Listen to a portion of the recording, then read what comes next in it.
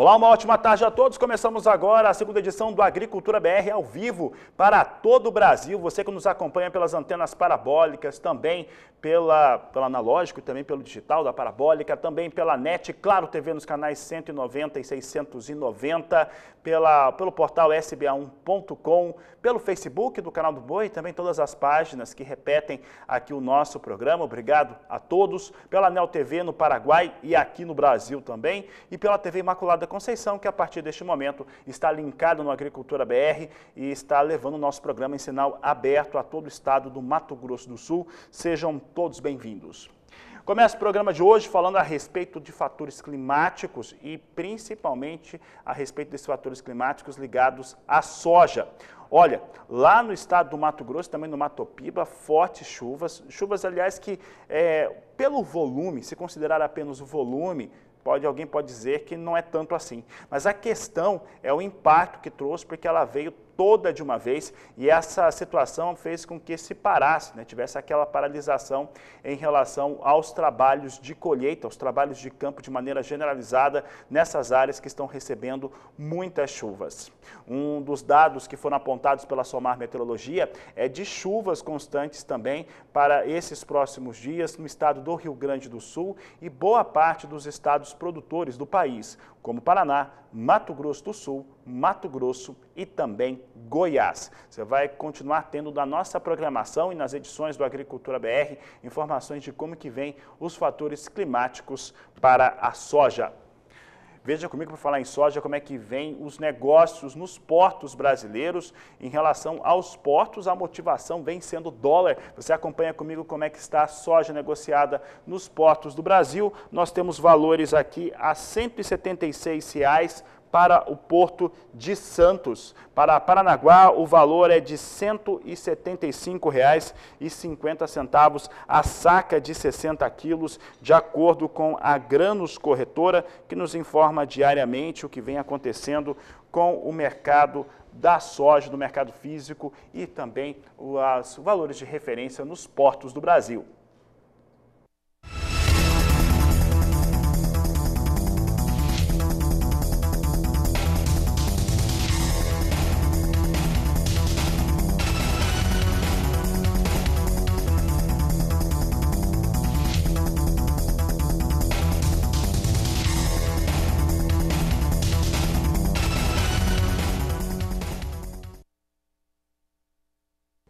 E como ocorre tradicionalmente, o Departamento de Agricultura dos Estados Unidos divulgou na manhã desta quinta-feira o seu relatório de vendas e exportação e trouxe números atualizados para a soja, para milho e também todos os demais elementos que compõem ali as vendas norte-americanas. No caso da soja, o volume de vendas para entrega ainda na campanha 2020-2021 foi de apenas 334 mil toneladas da oleaginosa e é o que eu mostro agora no Agricultura BR, números atualizados na semana encerrada em 25 de fevereiro, é o que a Agricultura BR traz aqui para você.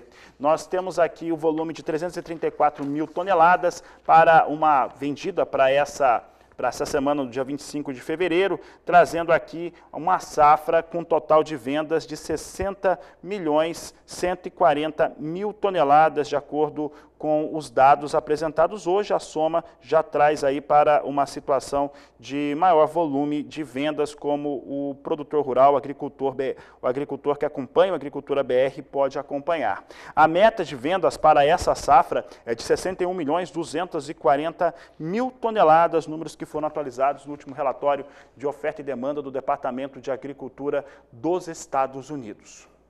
Vamos saber agora, só para ter essa informação, em relação às vendas para a campanha 2021-2022, também teve apresentação de compras de externas, em relação aos Estados Unidos, de 199.400 toneladas. 198 mil foram comprados pelos chineses.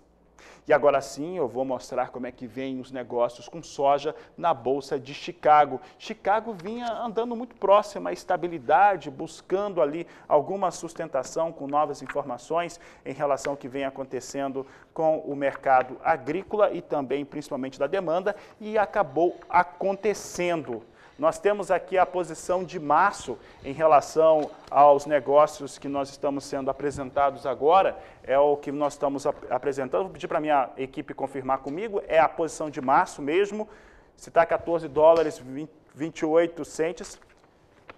Tá, eu vou pedir então para voltar, daqui a pouco o pessoal vai fazer a reatualização aqui dos números, os números ali não estão encaixando da maneira mais correta possível para que o produtor rural possa compreender.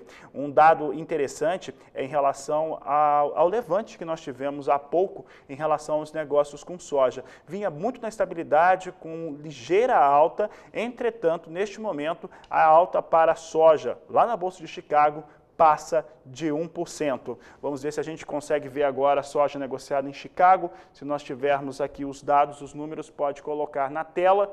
Acho que ainda não. Vamos acompanhar a partir de agora como é que vem então o dólar comercial sendo negociado aqui no Brasil, como é que vem a moeda norte-americana. Você tem aqui os negócios a R$ 5,63, vem com uma queda para o dólar neste momento, recuo de 0,59% para a moeda norte-americana em relação ao que vínhamos mostrando até esta última quarta-feira. Então, dólar hoje em recuo para os negócios aqui no Brasil, é o que a Agricultura BR traz para você.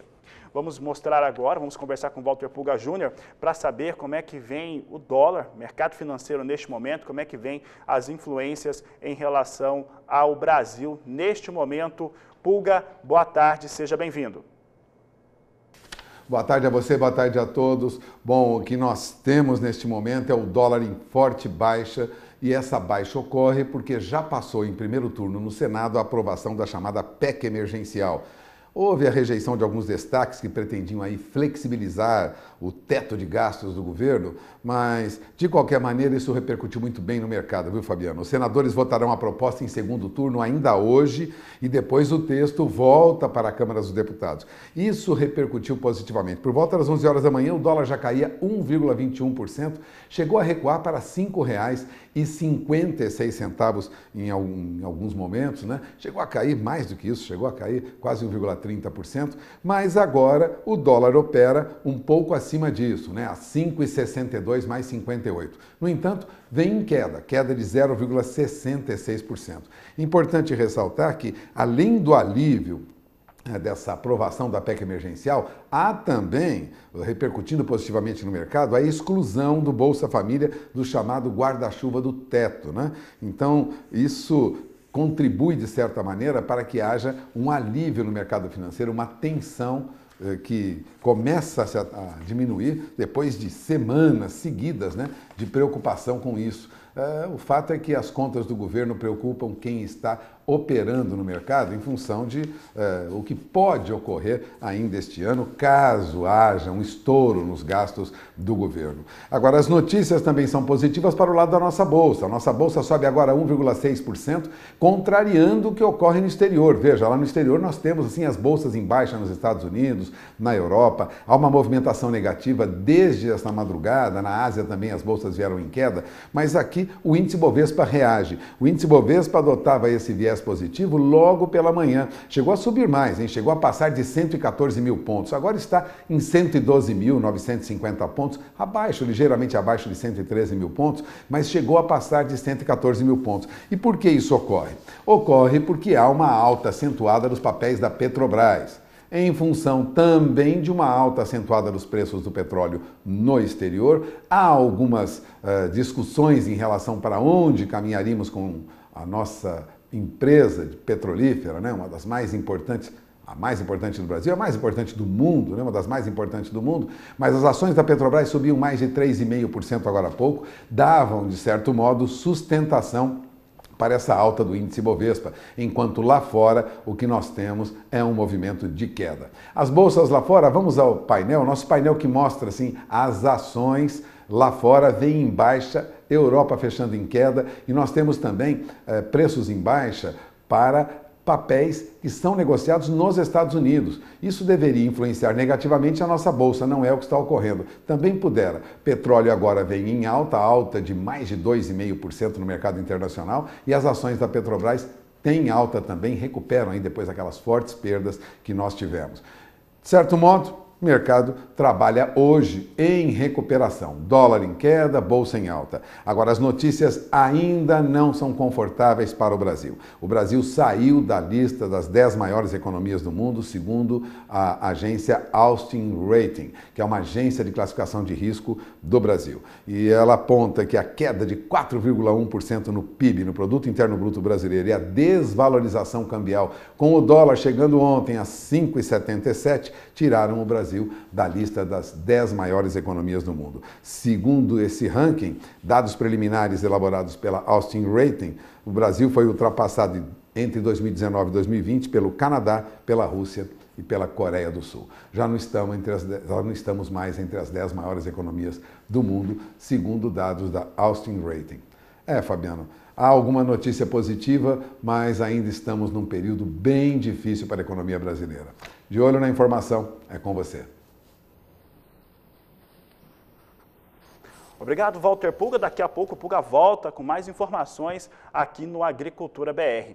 E agora sim eu trago destaque para a soja em Chicago. Como eu disse, soja vinha muito próxima à estabilidade, mas agora vem com elevações. O que acontece com soja em Chicago é que o mercado esperava alguma pontuação em relação à demanda, principalmente. E essa demanda até que veio semana passada, né, encerrando no dia 25, veio alguma coisa, uma vez que nós mostramos aqui vendas semanais para a campanha 2020-2021 em 344 mil toneladas e para 2021 e 2022 em 199 mil toneladas, mas tem movimentação de mercado. Olha só, posição de maio vai disparando nesse momento, essa disparada com a posição de maio para 14 dólares 28 centes mais 6 o bushel. Vou conversando aqui com os meus colegas que vão me apontando aqui uma alta para soja em Chicago a 2%, portanto, neste momento, quase 2% de alta para a posição de maio. Julho, 14 dólares 10 centes mais 2 o bushel, vindo com alta de 18 pontos, daí 1,5%. Agosto, 13 dólares 64 centes mais 2 o bushel. E setembro, 12 dólares 83 centes por bushel. São as posições que eu trago com soja na Bolsa Norte-Americana de Chicago. Um dado interessante para entender por que nós temos essa elevação com soja em Chicago, ainda que não haja novidade em relação à demanda por soja norte-americana, está ligado ao clima. Muita chuva no Brasil em áreas importantes produtoras, Mato Grosso, né, parou, deu uma parada de ontem para hoje, Mato Piba e a expectativa de mais chuva sobre Paraná e Mato Grosso do Sul. Além disso, a coisa começou a complicar novamente na Argentina, com isso, soja tem elementos, tem argumentos para subida. É o que a Agricultura BR traz para você agora.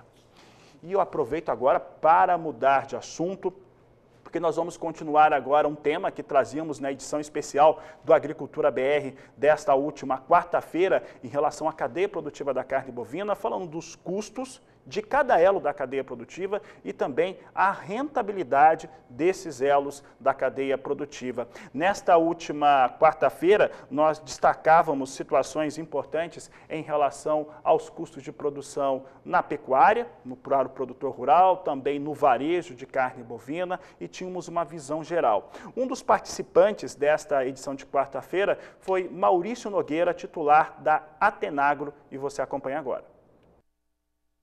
Nós estamos chegando num nível de preços que são remuneradores de acordo com a economia, com os fundamentos da economia, né? Então, nesse ano que a gente tem oferta restrita de animais para abate, a gente ainda tem uma demanda muito forte que vem sendo puxada no vácuo da queda de produção de proteínas, né? Principalmente causada aí pela peste suína africana, lá na Ásia, né, mais concentrado na China. Então, a gente passa a ter um volume de exportação mais considerável, que embora não seja tão superior ao mercado, não seja, na verdade, não é superior à média histórica, né, ele está por volta aí de 25% a 30% da carne. Só que dentro do mercado dos frigoríficos organizados, é uma proporção muito grande. Então, a gente está vivendo, de fato, uma precificação aí puxada pelas exportações. Claro que isso traz vantagem para quem exporta e traz desvantagem para quem não exporta. Tá aí, esse foi o Maurício Nogueira se posicionando em relação aos fatores em relação a custo e também às relações entre a produção rural e também a indústria frigorífica no Brasil.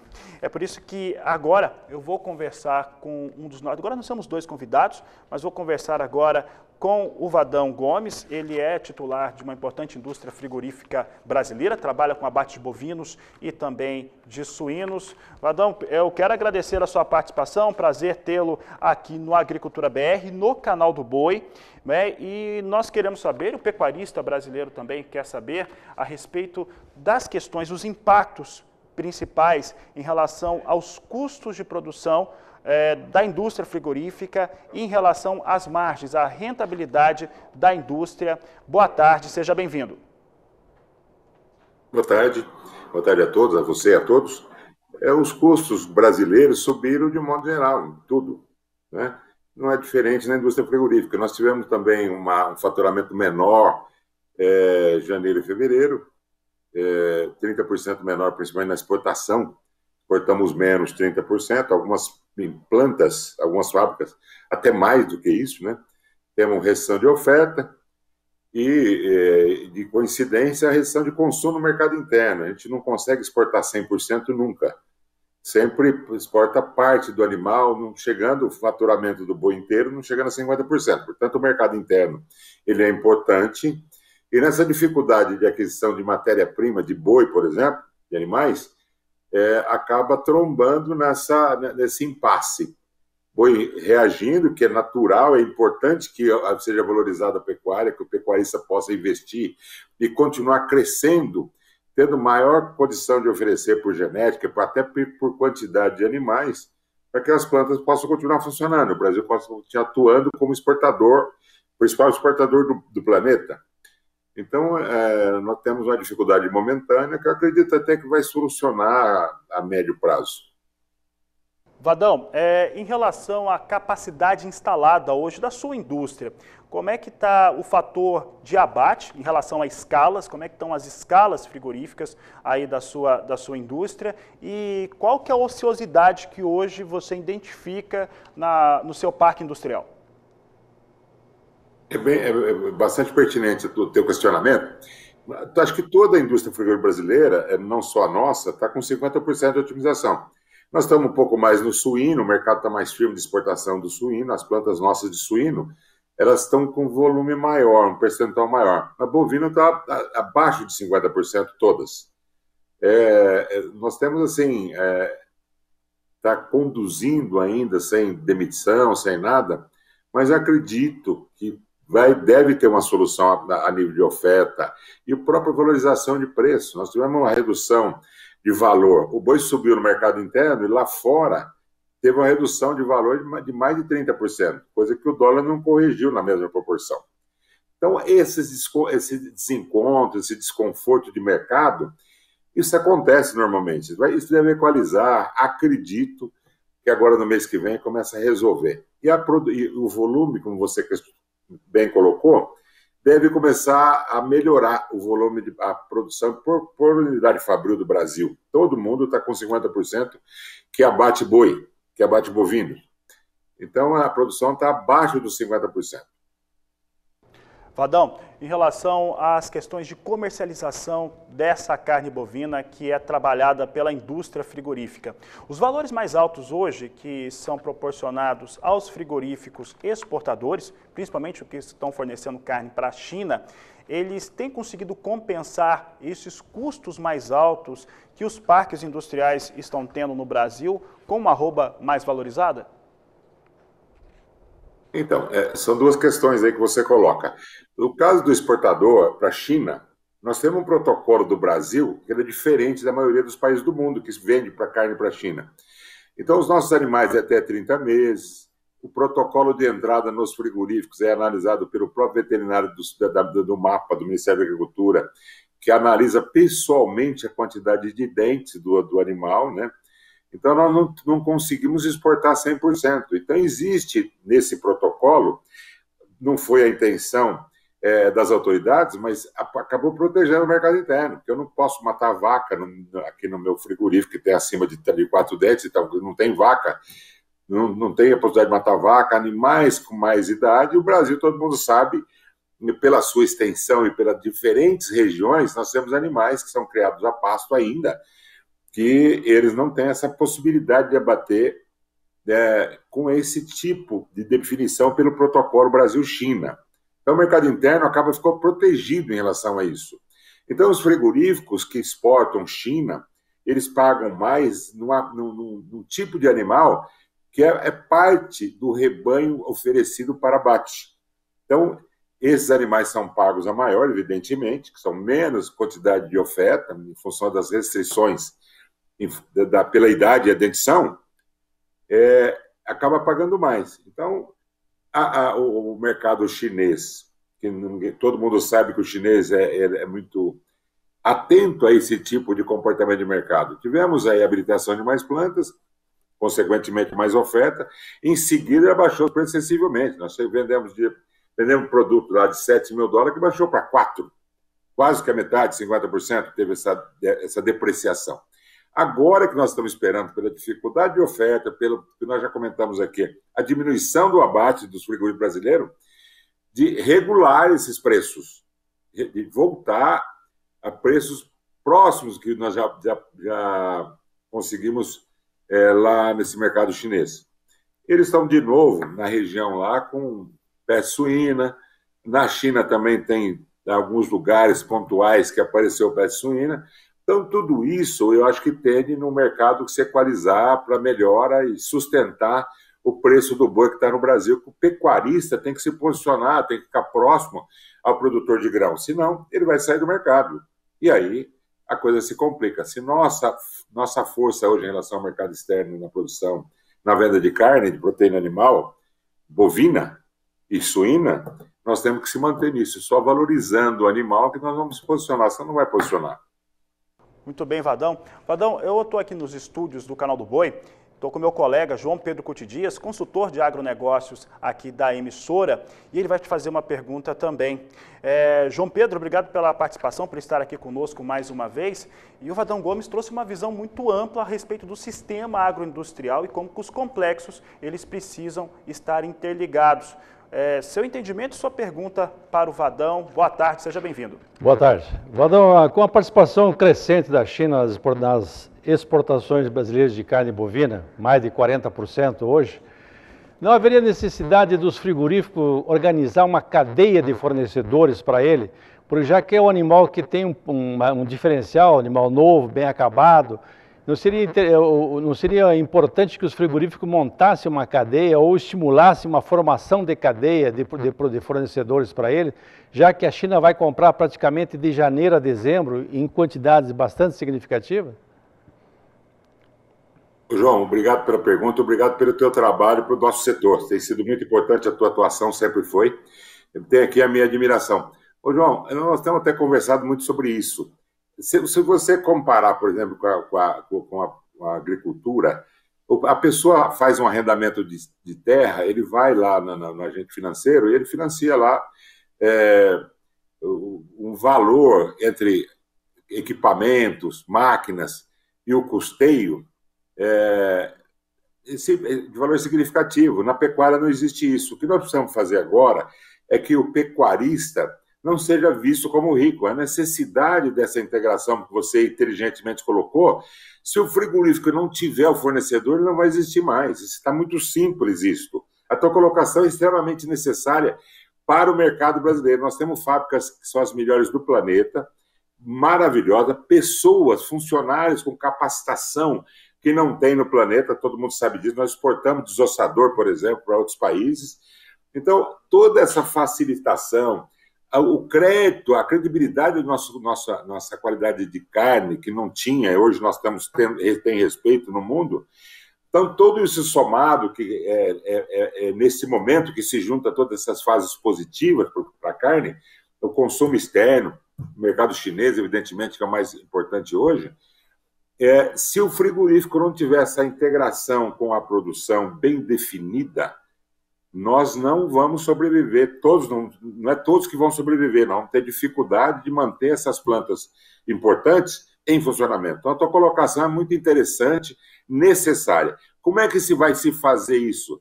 Essa flexibilização dos acessos, principalmente a créditos adequados, para que os produtores existentes e outras pessoas que queiram entrar nesse mercado possam se posicionar, como aconteceu no grão. O crescimento do grão ele está muito ligado à facilidade de acesso a crédito, acesso a estímulo, um deles é o crédito. Todo estímulo existe bem definido para o setor agrícola, que é muito oportuno. O Brasil, a identidade do Brasil é essa mesmo, mas não podemos abrir mão da parte, da parte pecuária, que incentivo é muito frágil, é pouco.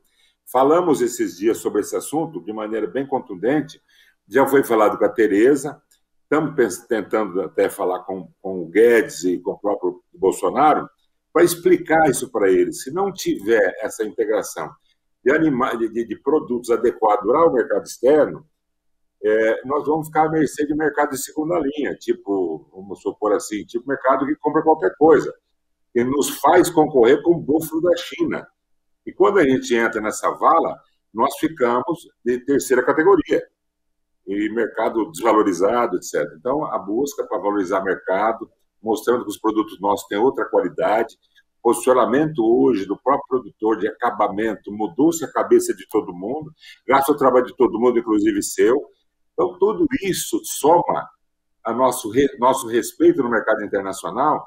Agora, precisa ter essa integração frigorífico e quem vai produzir aquilo que o frigorífico precisa. Muito pertinente. É necessário, sim, ter essa cadeia de produção integrada. Adão, só levantar uma questão. Hoje o Brasil tem um compromisso no Acordo de Paris, entre várias coisas, uma delas é a recuperação de pastagem degradada. O número seria de 15 milhões de hectares. Pastagem degradada é onde se faz a pecuária de cria. Se você não tiver uma vaca em condições boas de alimentação, de nutrição, ela dificilmente vai gerar um animal também bom, um bezerro bom. E hoje o gargalo nosso chama-se bezerro. A oferta de bezerro é muito pequena em relação à demanda que o Brasil tem. Se o Brasil investir, e o Brasil teria que usar uma vantagem competitiva, que é pastagem. Nosso boi é o boi verde e amarelo, 90% em cima de grão, de capim, e 10% pode ser na reta final botar grãos, botar outros suplementos para a terminação dele. Se nós aproveitarmos isso, e o mundo inteiro hoje, há especialmente na Europa, uma campanha Less Meat, Less Heat, que quer associar que a produção de carne pode ser um dos fatores de mudança climática, que é um absurdo. Se você pegar aqui no Mato Grosso do Sul, por exemplo, pegar o Centro-Oeste em geral, as pastagens bem formadas, bem manejadas, elas são carne de carbono neutro, porque você fornece matéria orgânica no solo, segura o carbono. Isso não seria, inclusive não faltaria um trabalho melhor do Brasil lá fora para mostrar como nós produzimos carne em cima de capim, e em cima de capim você não tem tem um balanço de carbono, uma pegada de carbono muito pequena? Verdade. Só completando o teu raciocínio, João, aqui, por exemplo, nós mesmos, cria das nossas propriedades, de cliente nosso, então a gente vê desmamar bezerro de 160 quilos a 280 quilos, com a mesma idade, completando o que você está no teu raciocínio. E temos abatido aqui animais, até nossos e de terceiro, bastante, com 16 meses, 17 meses, com mais de 20 arrobas. Então, assim, esse diferencial de zelo pela parte de alimento dos animais é totalmente importante. A possibilidade de investimento de maneira adequada, que o pecuarista hoje tem medo de fazer, a maioria tem medo de fazer, do cerrado principalmente, que tem a carência urgente de fazer correção de solo, vai fazer com que mude, inclusive, a quantidade de produto oferecidos. Então, realmente é necessário isso. A correção de solo é um dos itens que vai nos fazer ter bastante oferta, ou bastante produto para ser oferecido. É muito bom. Tá certo. Vadão Gomes, quero agradecer a sua participação aqui comigo, também com meu amigo, meu colega João Pedro Dias. e dizer que as portas nossas aqui estão sempre abertas, principalmente para discutir os fatores de cadeia produtiva da carne bovina. É óbvio que há uma relação histórica de alguma rivalidade, mas é importante lembrar que uma cadeia produtiva, para ela funcionar, são elos que são interdependentes e isso demanda uma certa união para que esse trabalho consiga ser efetivado de uma maneira agradável e rentável para todos os segmentos. Uma boa tarde, obrigado pela entrevista. Eu que agradeço, estou à disposição sempre. Um abraço a vocês. Tá certo, conversamos aqui com o Vadão Gomes, falou pela internet conosco, aqui comigo, com o João Pedro Dias. Isso é uma espécie de continuidade do que nós estávamos falando nesta última quarta-feira. Fizemos um programa especial falando sobre cadeia produtiva da carne bovina. E, João Pedro, ontem não deu para a gente falar sobre indústria, por isso que o Vadão está aqui hoje conosco, e também o entendimento do consumidor. E o consumidor, ele deu esse entendimento para nós, nosso colega aqui, o José Cunha, repórter, ele foi para a rua e foi saber a opinião aí dos consumidores de carne bovina. Veja. O que o senhor está achando dos preços? São preços razoáveis, sem dúvida nenhuma. São razoáveis, bem razoáveis. E no dia a dia está dando para consumir carne normalmente? Como é que o senhor está vendo isso? Felizmente ainda está dando, né? Mas está acabando com o estoque de dinheiro no banco. A gente está evitando comprar, né? Porque na realidade está tudo muito caro. Tem que ir variando, né? Não tem jeito. Hoje mesmo eu já vou levar peças mais baratas. É a exportação, né? É o mercado internacional que manda no Brasil, no país. Estou variando entre a carne do frango, o peixe, né? E de vez em quando a carne tem que variar. O consumidor quer consumir carne bovina e tem buscado alternativas, João Pedro, para continuar consumindo, e uma delas é aprender a preparar alguns cortes que não são ou que não eram tão tradicionais aí na mesa do brasileiro. Fabiano, o grande problema do Brasil chama-se renda do brasileiro, esse que é o problema do Brasil. O país decresceu 4,1% agora em 2020, a situação é complicada, desemprego, renda, tudo isso aí atrapalha. A carne bovina, houve uma recuperação de preço dela nos últimos 24 meses, a partir de outubro de 2019, um pouquinho menos. Então, isso impacta. Só que no Brasil tem uma vantagem, o nosso consumidor ele tem uma oferta de alimentos proteicos à vontade no supermercado. Ele tem opção de frango, tem opção de suíno, tem opção de ovos, então ele vai adaptar. Agora, que o Brasil, o mercado interno é importante para o setor, não resta a menor dúvida, mais de 65% é mercado interno. O que nós precisamos fazer é ter uma carne uma carne que o consumidor quer. O que ele quer? Uma carne macia, uma carne suculenta, uma carne com uma cor viva, ele não pode ser uma carne escura, seca, ele não quer. Então, se nós tivermos um produto desse, ele pode até consumir um pouco menos, como aconteceu em 2020, consumiu um pouco menos, mas ele vai estar sempre comprando. E outra coisa, a preocupação também que a gente deve ter é com a ociosidade do parque industrial. Se você trabalha com 50% de ociosidade, o custo fixo do frigorífico aumenta bastante. E também ver o boi como um todo. Por exemplo, hoje o sebo reagiu de preço em função da demanda para biodiesel, os miúdos, os frigoríficos têm que se preparar, inclusive para exportação. Eu vejo um exemplo bom aqui no nosso estado, que um frigorífico se organizou para exportar com CIF, com tudo, e pega os miúdos de vários outros frigoríficos. Isso é importante, a cadeia tem que trabalhar integrada.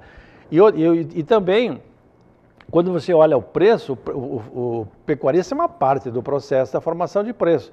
Você tem o frigorífico e tem o varejista. E o varejista também tem que entender que nesse momento ele tem que abrir um pouco mão da margem. Reduzir um pouco essa margem. Porque senão João, um dos fatores do que você colocou, e o Vadão Gomes há pouco falava para nós, e isso me traz alguma preocupação, e eu tenho certeza que o pecuarista também está bem preocupado com isso, em relação com os valores que nós temos, as indústrias frigoríficas menores, elas ficam numa situação ainda muito mais complicada, porque ela não consegue exportar. Então, ela não está recebendo esses valores que nós temos visto de boi China. E isso coloca uma situação em médio prazo talvez mais complicada para o pecuarista também que vende esse boi pronto. Eu vou convidar você agora, João, e claro, todo mundo que está nos acompanhando agora, a acompanhar essas informações, essa resposta do professor Marcos Fava Neves, ele participa diariamente aqui conosco, e pensando nessa preocupação mesmo em relação a ter um grande cliente, né, um grande comprador, que é a China.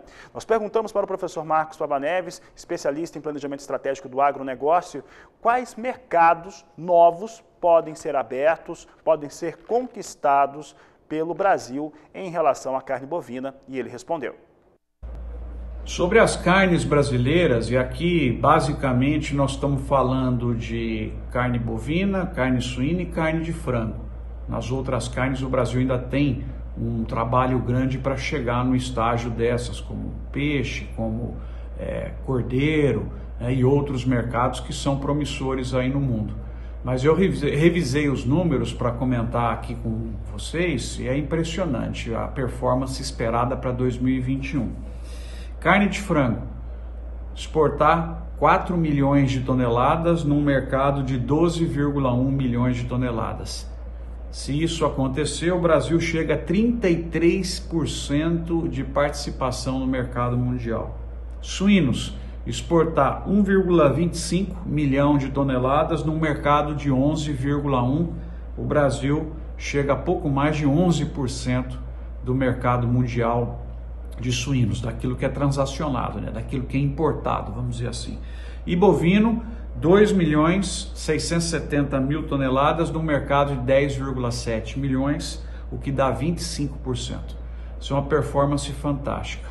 Quais mercados o Brasil deve atuar? Em todos, com todos os produtos, desde os mais comoditizados até os mais diferenciados. Todos os mercados mundiais interessam para as carnes do Brasil. Isso é importante lembrar, né, João? Todos os mercados nos interessam. Você tem um mercado de carne halal, por exemplo, que é um mercado extremamente importante, que o Brasil tem uma rede de frigoríficos habilitados, preparados para vender. Nesse momento que houve uma recuperação do preço do petróleo, que normalmente é o principal produto de exportação desses países, é importante fazer isso. E um outro detalhe também, o Brasil tem que vender traseiro e dianteiro, não é só a carne industrial. Temos que entrar nas carnes.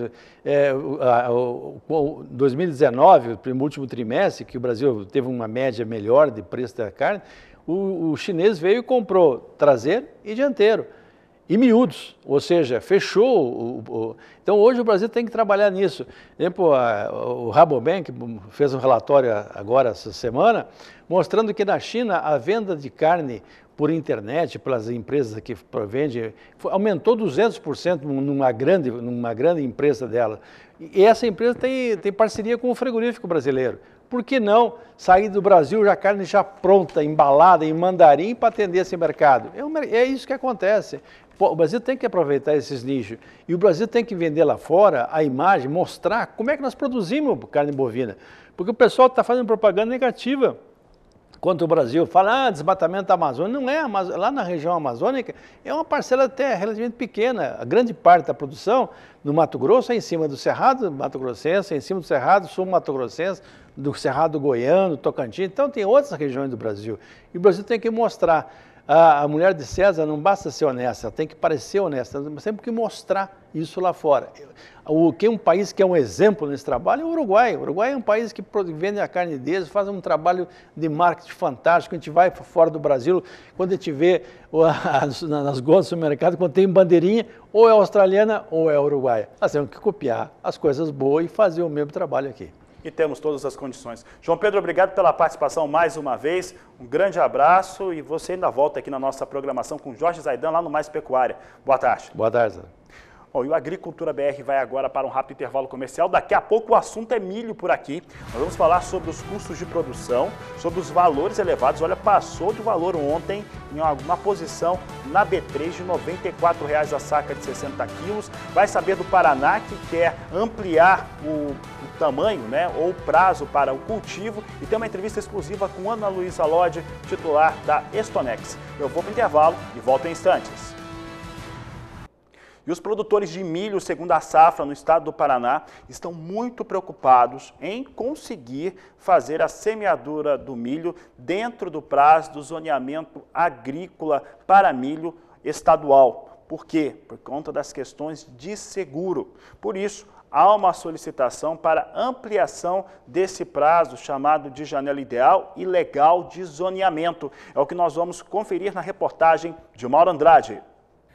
O governo do estado do Paraná, através da Secretaria da Agricultura, juntamente com a FAEP, Federação da Agricultura, e a OCEPAR, Central das Cooperativas do Paraná, estão solicitando a prorrogação por 10 dias no período de semeadura do milho segunda safra, para que toda a área cultivada no estado esteja coberta pelo seguro agrícola.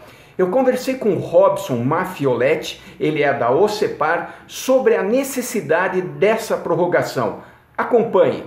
No último dia 26, a OCEPAR, a FAEP e a SEAB, aqui no estado do Paraná, encaminharam um ofício à ministra Tereza Cristina, solicitando 10 dias a mais, aí, a postergação do zoneamento agrícola do milho segunda safra, para que os produtores pudessem plantar dentro do zoneamento agrícola, né, e assim ter, obviamente, a cobertura de seguro para o agro. É necessário essa prorrogação, dado que lá no início do plantio ocorreu um atraso, né, por causa de falta de chuvas para plantar soja, né, lá no mês de setembro e outubro, e agora estamos tendo uma certa dificuldade para colher pelas chuvas também que estão ocorrendo um pouco em excesso em algumas regiões. E é necessário ter essa prorrogação, porque até o momento foi plantado, normalmente se planta aí 50%, 60% até iniciozinho de março, e nesse momento nós conseguimos plantar só 25% da área no estado. E o milho é um cereal fundamental para o abastecimento das cadeias de proteína animal, etanol e também consumo humano, né? Enfim, a gente necessita desse período mais dilatado para que a gente possa plantar o milho aí nessas próximas semanas, aí 10 dias, né? E ter um abastecimento, porque realmente o preço está bastante elevado e se nós não tivermos plantio de milho, nós vamos ter muita dificuldade aí no segundo semestre para o abastecimento das cadeias de proteína animais e também vai ter impacto na inflação dos alimentos aí. De Londrina, no Paraná, Mauro Andrade.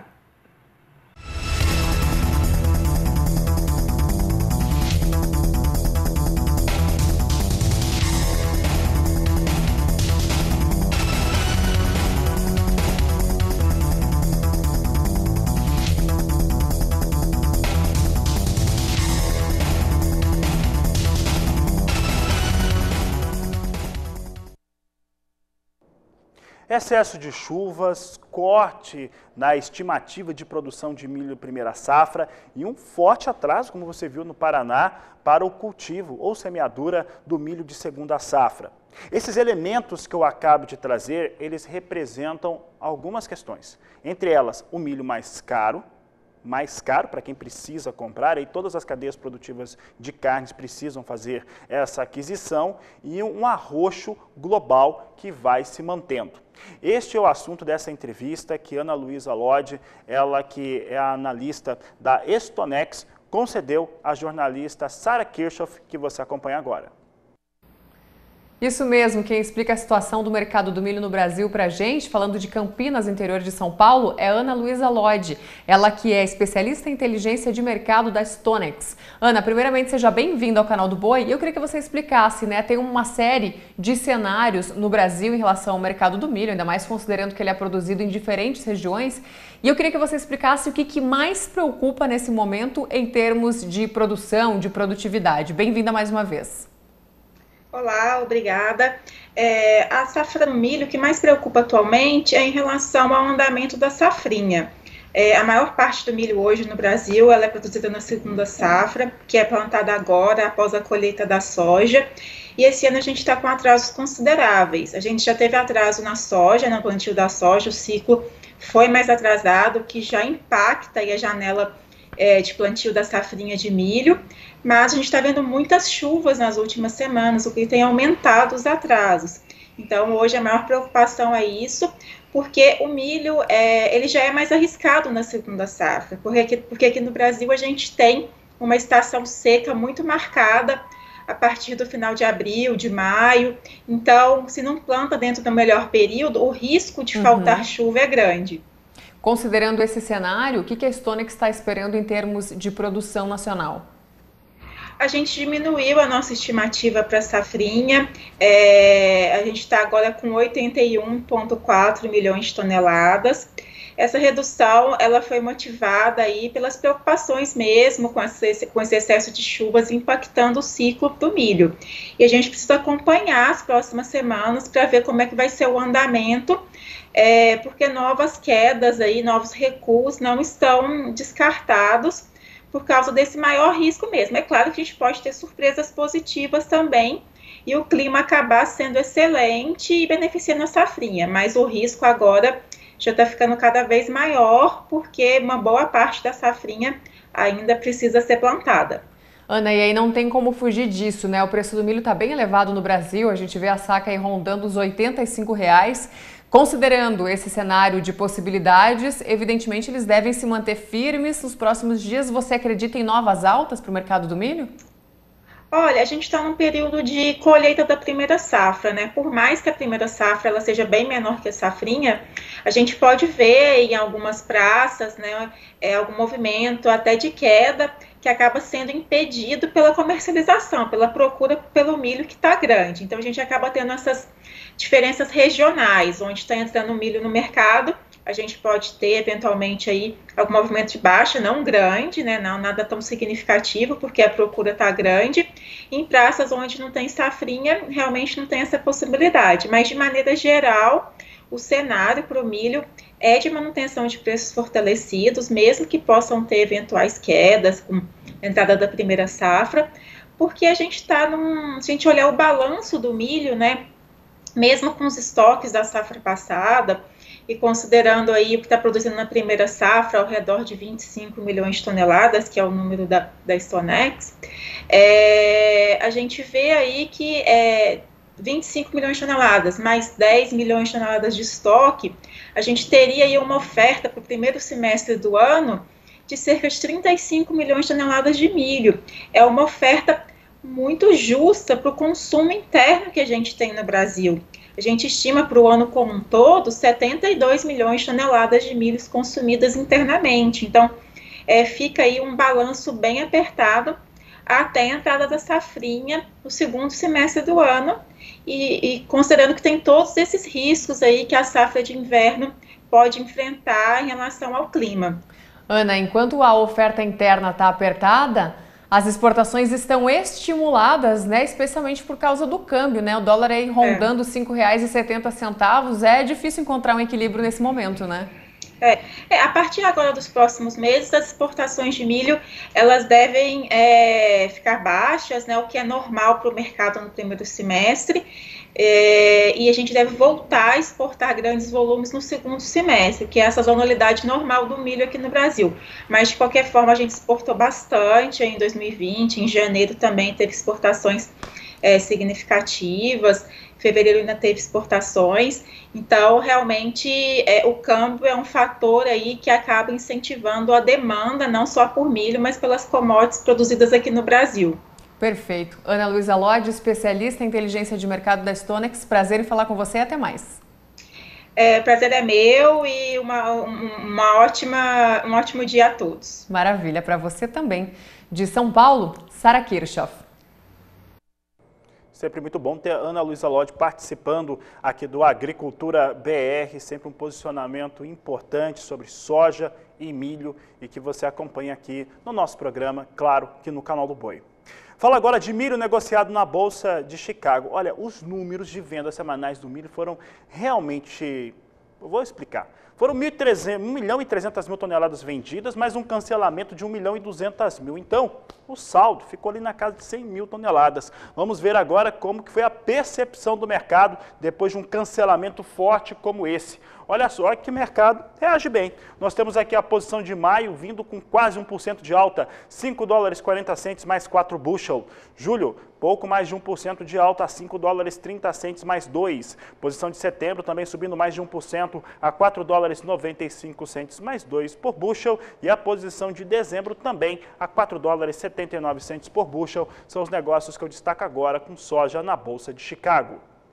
Nós vamos para o intervalo comercial, porque o assunto daqui a pouco é café, e café está com o mercado muito agitado. Você vai saber o que vem acontecendo em relação a seguro, mercado futuro e mercado físico brasileiro. Aproveite para entrar em contato conosco. O nosso número é o 679-9173-3737. Eu vou para o intervalo e volto já.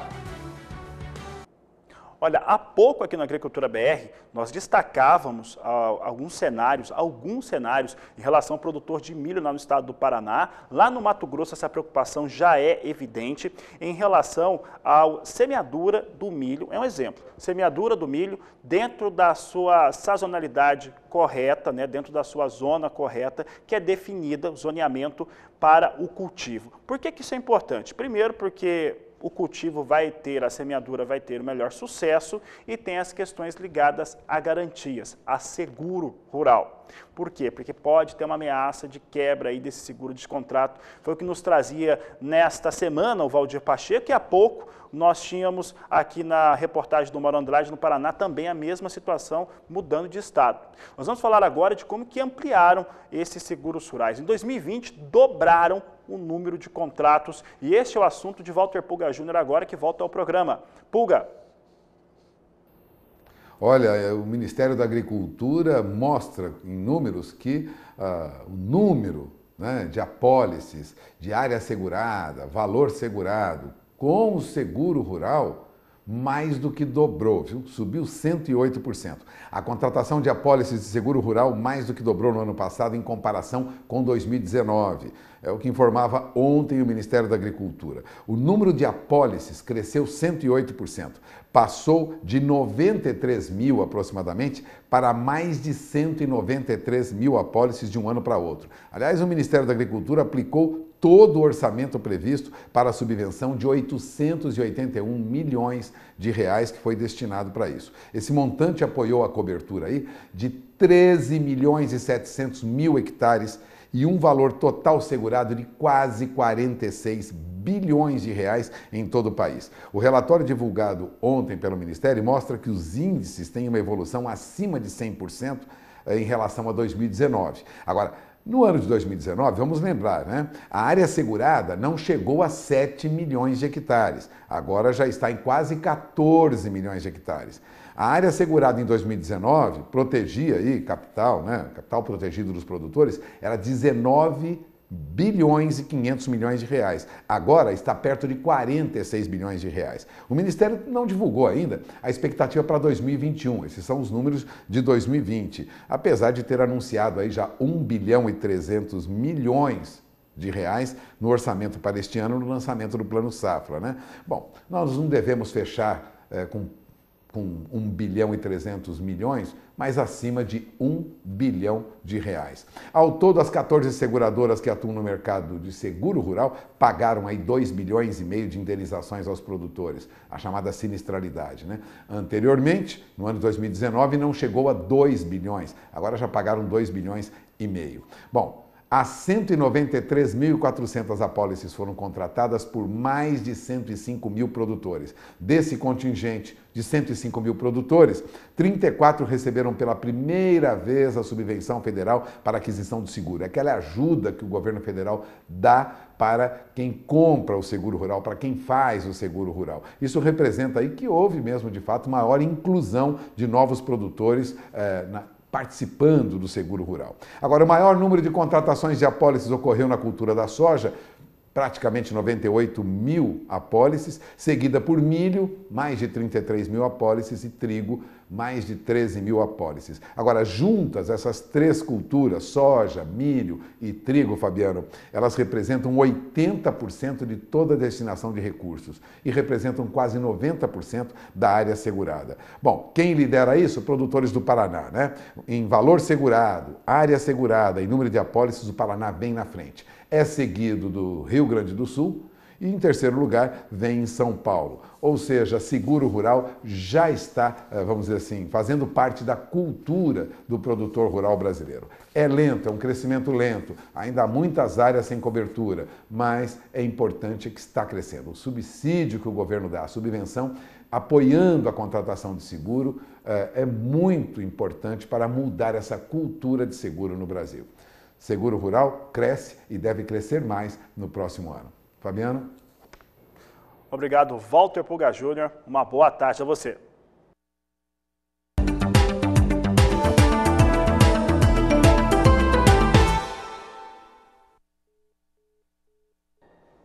O assunto agora é café no Agricultura BR. Você acompanha comigo os números do mercado futuro para o Arábica, negociado na plataforma Ice Futures na Bolsa de Nova York. Nós temos aqui, pode colocar na tela, temos aqui hoje um recuo para as posições, mas nada que tire o piso de $1,30 por libra-peso nas posições de curto prazo. Nós temos aqui mercado futuro do café Arábica trazendo posição de maio a $1,31 mais 70 por libra-peso. Julho, $1,33 mais 55 por libra-peso. Setembro, $1,35 mais 35 por libra-peso. E dezembro, $1,36 mais 95 por libra-peso. Aqui as posições de setembro e também dezembro. É sempre importante, o produtor rural está lembrado disso. O cafeicultor está careca de saber disso, mas essas duas posições é onde está sendo precificada a safra brasileira, essa safra mais curta, e todos os analistas e também consultores que eu converso acreditam que esses dois números aqui, setembro e dezembro, sobem. Eles devem seguir subindo, mesmo com a proximidade da entrega da safra.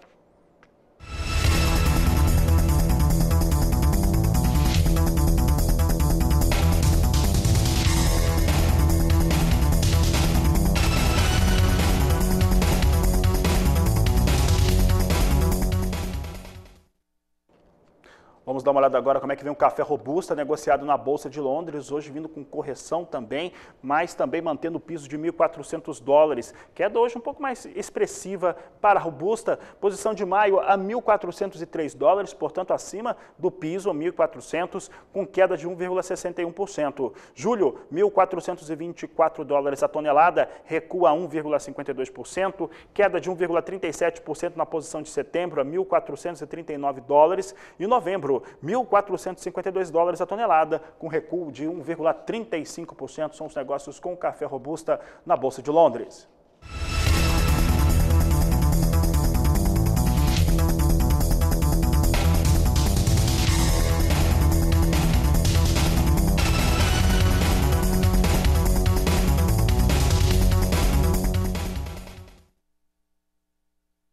Nós vamos para o intervalo comercial, daqui a pouco eu volto com as últimas notícias dessa edição de Agricultura BR. Convido você a participar do programa, o número é 67991733737.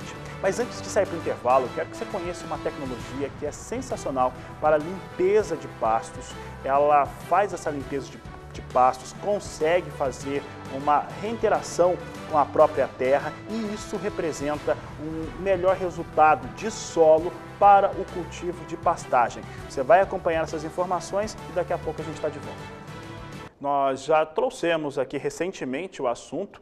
O governo ele abriu um prazo para reparcelar os débitos do Fundo Rural, trazendo aí um desconto de 100% sobre juros e multas. É o que você vai ver agora no Agricultura BR, na reportagem de Berenice Leite. O prazo de cobrança foi prorrogado por causa da crise econômica provocada pela pandemia. A medida permite o abatimento de juros e multas dos débitos relativos ao Fundo de Assistência ao Trabalhador Rural. De acordo com a nova portaria, o período de adesão ao programa de retomada fiscal vai de 15 de março até 30 de setembro, pelo portal Regularize-se. O valor máximo permitido para a renegociação é de 60 salários mínimos, o que acendeu uma discussão aqui no Congresso, já que o montante é considerado baixo por alguns parlamentares, beneficiando poucos produtores. O deputado Jerônimo Gorgen disse que vai retomar as articulações sobre o projeto de lei 9252/2017, que prevê a extinção da cobrança do passivo do Fundo Rural. Ou seja, as dívidas devem ser perdoadas pela União. O governo reabriu um prazo para renegociação de ITR, Fundo Rural, dívidas ativas. Como já tinha feito no ano passado, estendeu o prazo agora, dando uma nova oportunidade para os produtores buscar fazer seus acertos fiscais e tributários. No entanto, nós não estamos falando sequer do refis, tampouco do tão esperado fim do passivo do Fundo Rural prometido pelo presidente da República.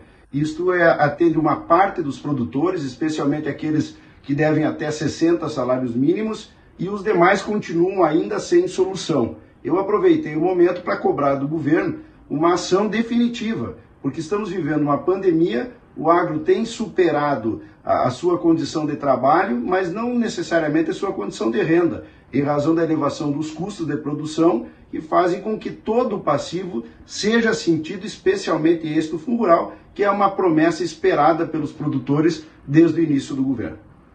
Atualmente, a negociação de dívidas com a União pode ser feita pelo Programa de Retomada Fiscal e abrange todos os débitos que vierem a ser inscritos em dívida ativa da União até 31 de agosto. O programa prevê o alongamento dos prazos de pagamento de até 145 meses e concessão de descontos de até 70%. Inclui débitos relacionados ao Fundo Rural e também imposto sobre a propriedade territorial rural, ITR. De Brasília, Berenice Leite.